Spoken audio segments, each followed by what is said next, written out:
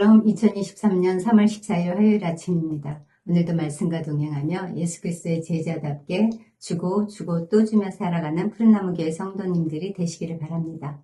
오늘은 사도신경 대신 주날개 및 내가 편안히 쉬네 찬송 함께 부르신 후에 말씀 나누도록 하겠습니다.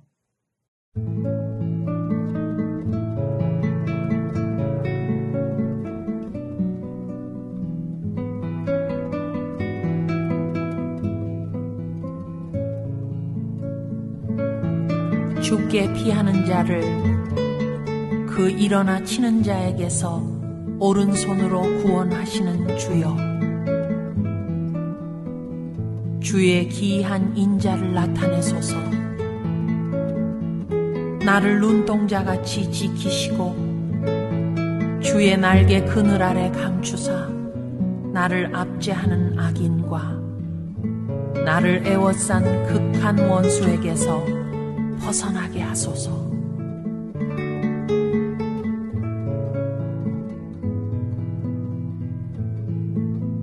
주 날개 밑 내가 편안히 쉬네.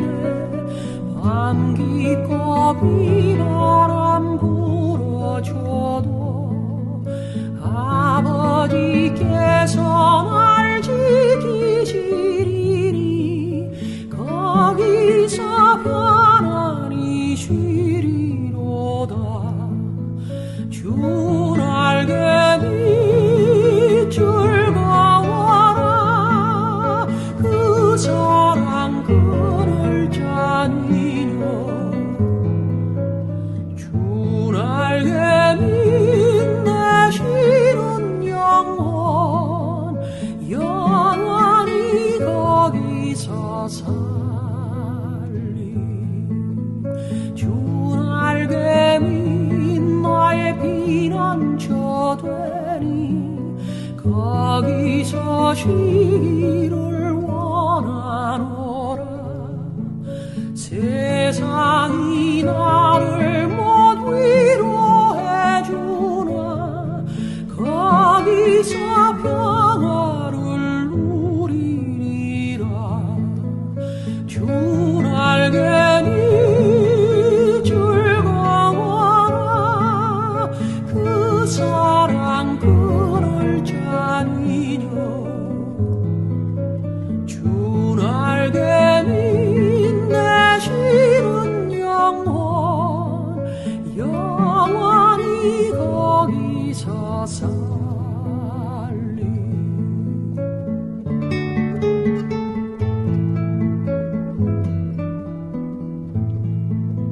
주 날개 밑 참된 기쁨이 있네. 고달픈 세상 길 가는 동안 나 거기 숨어 돌보심을 받고 영원한 안식을 얻으리라.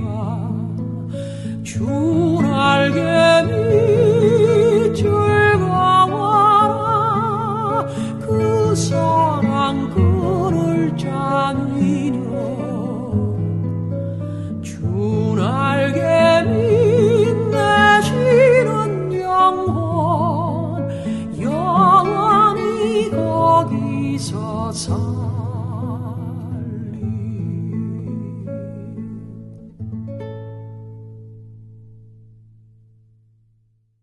아멘. 정말 은혜로운 찬양입니다. 오늘 함께 나눌 말씀은 출애굽기 4장입니다.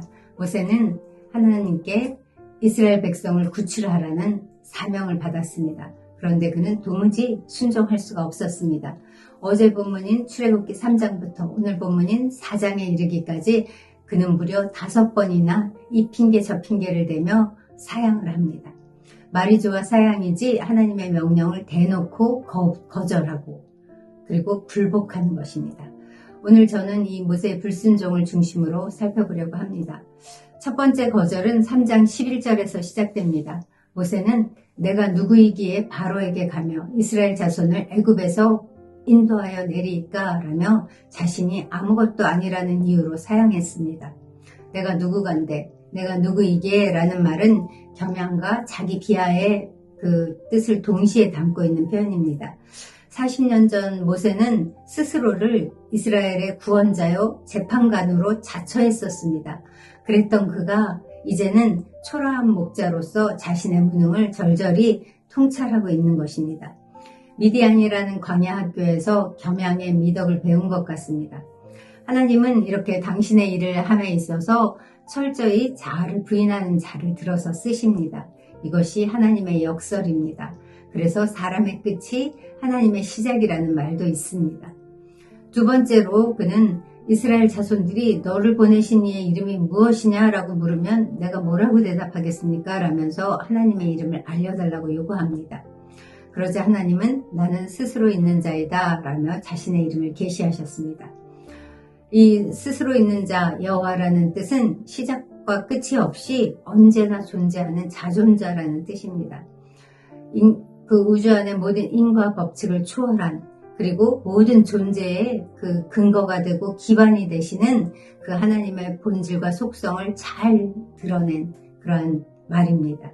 특히 이 말이 언약과 연결돼서 사용될 때는 그 하신 언약을 절대 변개치 않으시고 그 말씀하신 바를 반드시 성취하신다는 그런 의미가 담겨져 있습니다.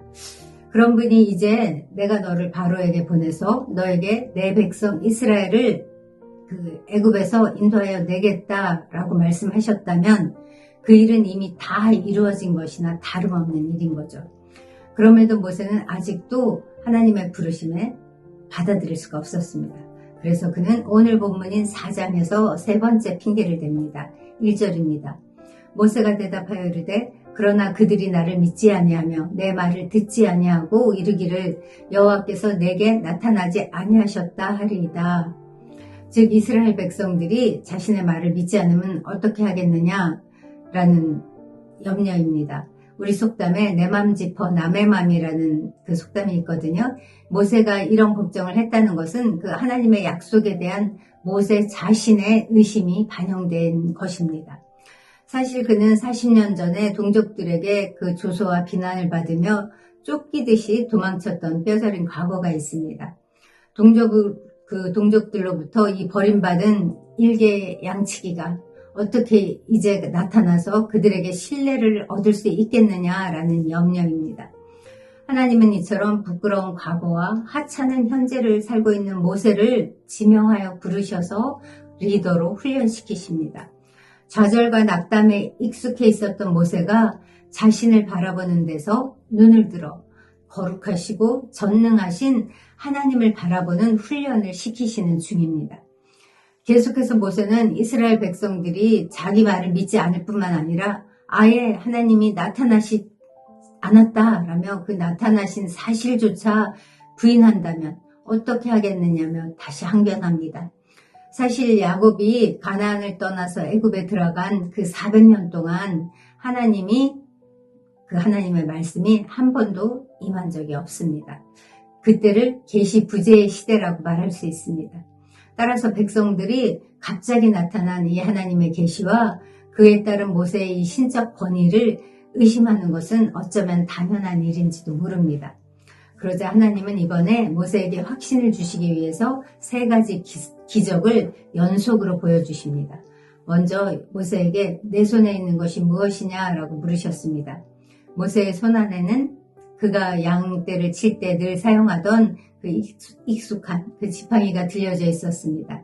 하나님은 그 지팡이를 땅에 던져보라고 하셨습니다. 그리고 그대로 했더니 그 지팡이가 뱀으로 변했습니다.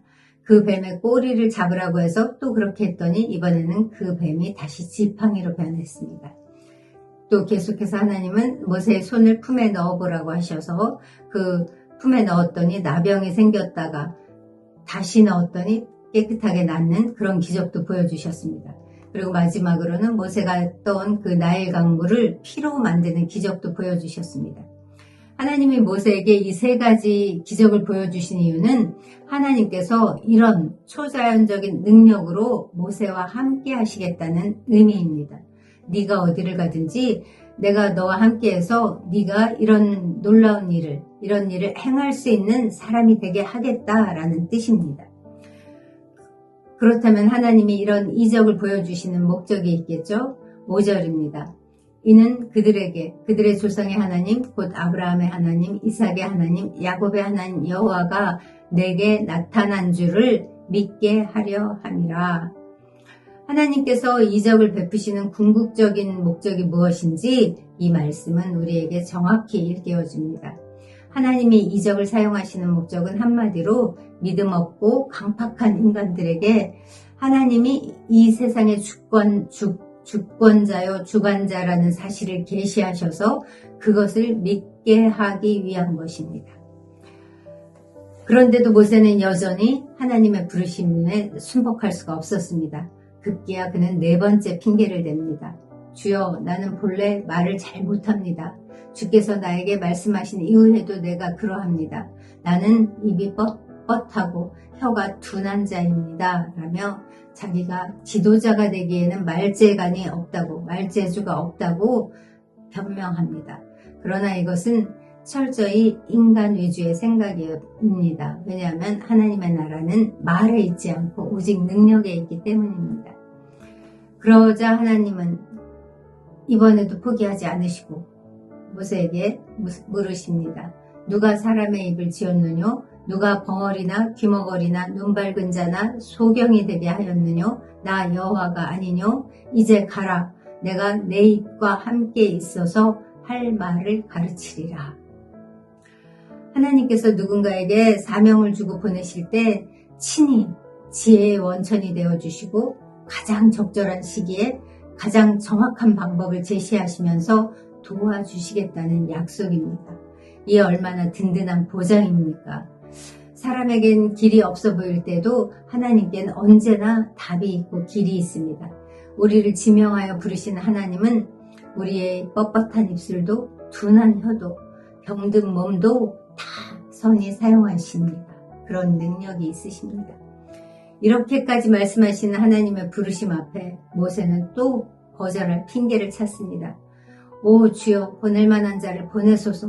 저는 아무래도 자격 미달, 함량 미달입니다. 라며 자기 존재 자체를 부정하면서 5번째 핑계를 댑니다.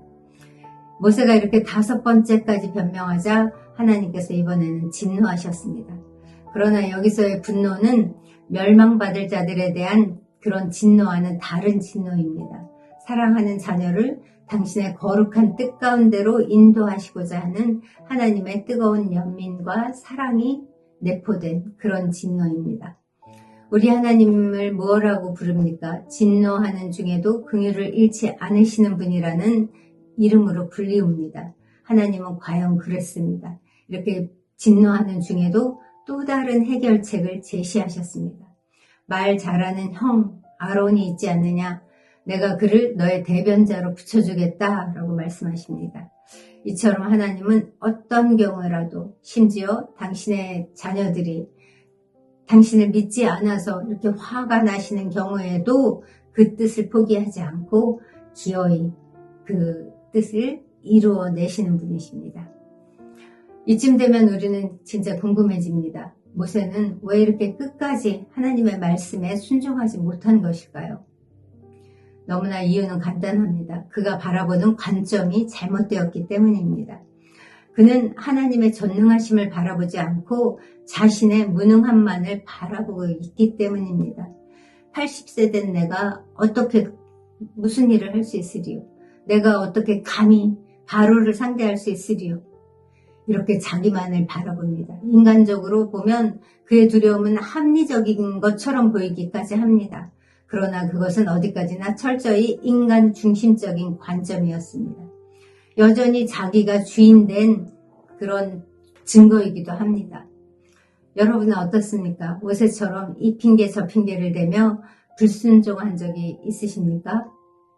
저는 있었습니다. 저는 딱 모세 같은 사람이었습니다. 저도 나이 들어서 하나님의 부르심을 받았는데 그때 저는 모세처럼 하나님, 저는 나이도 많고 능력도 안 됩니다. 어떻게 저 같은 게 감히 하나님의 이 진리를 증언하는 일을 하겠습니까? 보낼 만한 다른 사람을 찾아보세요. 라며 불순종했습니다. 아주 오랫동안. 모세처럼 하나님을 바라보지 않고 나 자신만을 바라보았던 것입니다. 그랬던 제가 지금 이렇게 진리를 증언하는 자리에 앉아 있습니다. 하나님의 은혜에 감사드립니다. 이렇게 지질이 말도 안 듣는 자를 포기하지 않으시고 끝내 당신의 말씀과 뜻을 이루어내시는 것이 바로 하나님의 신실하심입니다. 놀라운 신앙의 신비이기도 합니다. 오랜 줄다리기 끝에 결국 하나님의 부르심에 순종한 모세는 드디어 이집트로 돌아가라는 말씀에 순종해서 미디안을 떠납니다. 20절은 모세가 하나님의 지팡이를 손에 잡았더라 라고 기록합니다. 이 지팡이는 모세가 양을 칠 때 늘 사용하던 그 지팡이였지만 성경은 이제 그것을 하나님의 지팡이라고 부릅니다. 우리가 가지고 있는 대단하지 않은 것도 하나님께 내어드리면 하나님의 지팡이가 됩니다. 하나님께 드려진 나의 시간, 나의 재능, 나의 재정, 나의 마음은 사람을 살리고 나라와 민족을 구하는 지팡이가 될 것입니다. 그렇게 불순종하던 모세를 훈련시키셔서 하나님의 계시의 수납자가 되게 하시고 모세오경의 저자가 되게 하시고 예수 그리스도의 구원 사역을 예표하는 출애굽의 위대한 지도자가 되게 하신 것처럼 이제부터 우리도 우리의 무능에 주목하지 말고 하나님의 전능하심에 주목하여 하나님께 귀히 쓰임받는 그런 인생이 되기를 소망합니다. 내가 드린 작은 것을 통해서 하나님께서 이루시는 큰 기적을 체험하는 그런 삶이 되기를 소망합니다. 하나님의 말씀에 무조건 절대 순종하는 저와 여러분이 되기를 바랍니다. 기도하겠습니다. 하나님 감사합니다. 택하시고 부르신 한 사람을 쓰시기 위해서 참으로 오래 인내하시는 하나님의 은혜에 감사드립니다. 오늘 모세를 통해 진짜 중요한 것은 내게 능력이 있는가 없는가가 아니라 나와 함께 하시는 분이 누구신가, 하나님을 내가 진정 나의 주로 믿는가라는 사실에 있음을 가르쳐 주셔서 감사합니다. 철저히 자기를 부인하며 오직 말씀에 순종하게 하시옵소서. 내게 있는 것을 주께 드려 하나님께서 능력 있게 쓰임받게 그렇게 드리는 자가 되게 하시옵소서. 부르신 목적을 마침내 이루시는 우리 주 예수 그리스도의 이름으로 기도합니다. 아멘. 이제 말씀을 기억하며 기도하시겠습니다. 철저히 자아를 부인하며 오직 말씀에 순종하게 하소서. 내게 있는 것을 주께 드려 하나님의 것으로 쓰임받게 하소서. 내 곁에 허락하신 지체들의 형편을 주께 알려드리며 중보자로 살게 하소서. 이렇게 함께 기도하시겠습니다.